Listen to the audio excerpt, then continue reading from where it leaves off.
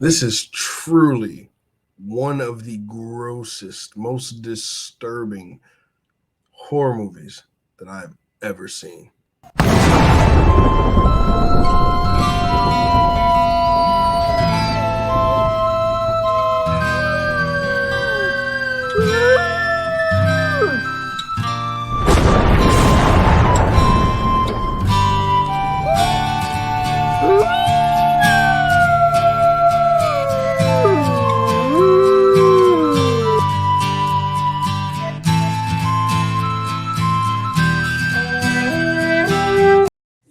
Hey guys, I'm back again. It's your boy Who Midnight coming to you from where what the Midnight Cinema. And what do I have for you today? I have something that I wouldn't want to okay, let's put it like this. The Fly is a very good movie. It is. So how do I put this? All right, I got you. So listen to me, right? Um, this movie, The Fly, is directed by David Cronenberg, one of the greatest horror film directors of all time. And 1986, this movie came out, starring Jeff Goldblum, Geena Davis, John Getz, and I cannot remember the woman who plays Tawny's name. I cannot remember her name at this moment. But so it's about this guy. He's a scientist, meets this journalist at this gala, and he says he wants to show her this experiment. He's discovered teleportation.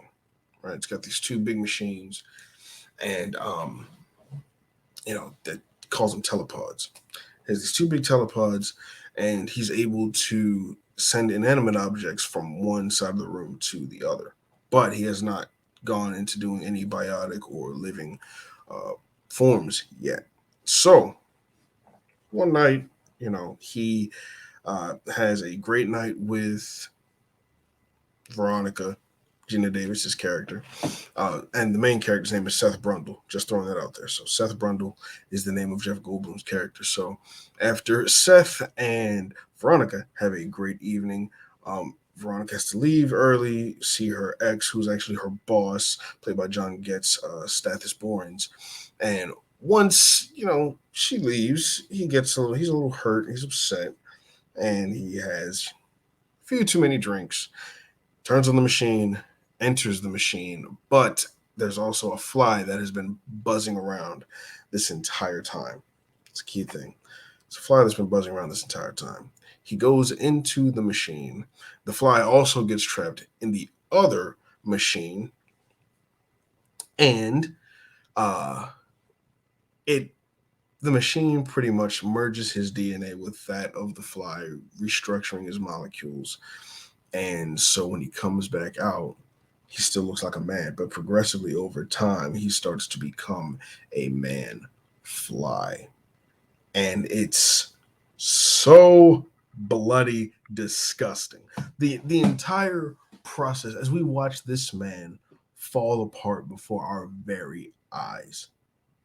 It is insane the level of work and the special effects and the practical effects, because this was all practically done, and it's so horrific. It's horrific. It's disgusting, but it is beautiful, because how were these people able to do that? It's insane. But like Jeff Goldblum, he was nominated for Best Actor for this movie, and it's very clear why. Like, he has to go through so many different emotions at first. See, I knew Jeff Goldblum mainly from Jurassic Park. I knew he was one of the voices in The Prince of Egypt. Has that documentary with National Geographic, and Thor Ragnarok. I'm at Independence Day. Come on now. A few other movies, but like I didn't know that he was in The Fly. I didn't know about this performance. So, like I said, I've watched this before. I rewatched it the other day, but it's just like it's so his performance is so magnetizing and it's so different. I mean, he still plays into his eccentric self, but it calls for him to do more than just his eccentric self. He gets to go into all these other emotions. He gets more aggressive in nature. He gets more excited about things. It's almost like he just cannot stop moving like a fly. Like he's all over the place. He's buzzing about. Oh my goodness, for light years. Bars, come on now. I got this. So, but he's constantly moving. You'd have thought he looked like a crack addict or someone who had way too much coffee, but he's doing it works so in sync. It's beautiful. He didn't win, but he definitely earned that nomination because of what he encompassed in that, while portraying this character, knowing that it's like it's your man is also it's beautiful. Oh, man, he killed it. He's so good. Geena Davis was really good in this too. Not only is she beautiful, but she's a very talented actress, two-time Academy Award nominee. And her as the journalist, she was really good. I mean, what she had to deal with, her boss being her ex. I don't know what is happening with the camera, guys. Hold on 1 second. 1 second. It's still going.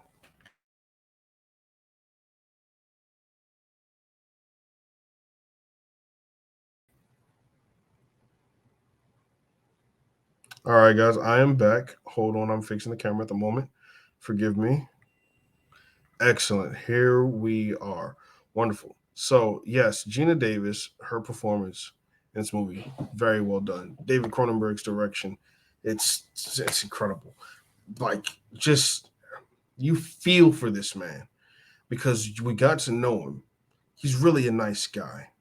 The experiment went wrong and turned him into this beast of a figure that we can't even recognize anymore. But then towards the end, we start to see beneath all those layers and see that character, like, who does not want to go? He's dying. He knows it. It's like, I can't go out this way. I don't want to go out this way. But before he causes anyone else any more harm, because he does lay wait, just the thought, man, of how he, like, what he did to John Getz's character. He does what a fly does. He just vomits upon it and sucks up the oh man. But yeah, so he doesn't want to hurt anyone else. He doesn't want to hurt anyone. But it's like, put me out of my misery. It's almost like a different take. I was thinking about this the other day, a different take on the Wolfman. Like, I didn't mean to get messed up by this wolf, but it's this beast inside me that keeps emerging, keeps bringing itself out. The pain of the transformation, and then knowing what you've done, and you're like, no, I cannot do this anymore. Or your lover having to put you down because of the harm that you've caused to all these people. Like, wow. And that's what Geena Davis had. She had to put him down, and he told her to. It's so good. It's so good. But like, it's so horrific though. Like, the images, the way things are conveyed. There's the scene with the baboon, and I forgot all about that scene. And yeah, it pops in the other telepod. I see you, David. You got me good. But no, it's a really good movie. I encourage anyone who is a fan of horror movies, or just like 80s films, whatever. But a Jeff Goldblum, you if you're a fan of Jeff Goldblum, or just a movie fan in general, I encourage you to watch The Fly if you haven't seen it. This is also a remake. I must mention this. This is also a remake of the one from the 1950s. I can't remember exactly which year it was. I want to say it was 1953 or 56. But yeah, anyway, so guys, this has been another episode of Throwbacks with Midnight, where I go into some films that I've watched before, decide to rewatch, and I'll review them for you. So let me know what you all think. Tell me how you felt about this video. Like, share, subscribe to the channel. We're growing, and it is beautiful. I'm loving meeting different subscribers and meeting different people all over social media every single day. You can follow me here at any of my socials, and just join in. Tell me what you think of the channel. Tell me what you think of some of these movies. Share with me some of your favorite movies. Why not? I love these conversations. love just diving into this and analyzing. There's so many different people in the world who do this, and it's amazing. Just meeting all the people that I've met through this here, friends who support me, family that supports me. I thank you so much. Love you all for being here. So remember, one pack, one nation, and one smooth howl. That's my Jeff Goldblum. Okay. All right, guys. You take it easy. Have a great and wonderful rest of your weekend, and don't run into any dinosaurs. Y'all gonna check me out at these here socials. I'll see you all in the next one. And by the way, make sure that you stay tuned for all types of content that I got going on at this here channel. Remember, one pack, one nation, one smooth hell. You'll never see insects. You'll never see insects the same again after this. I just need to let that be known.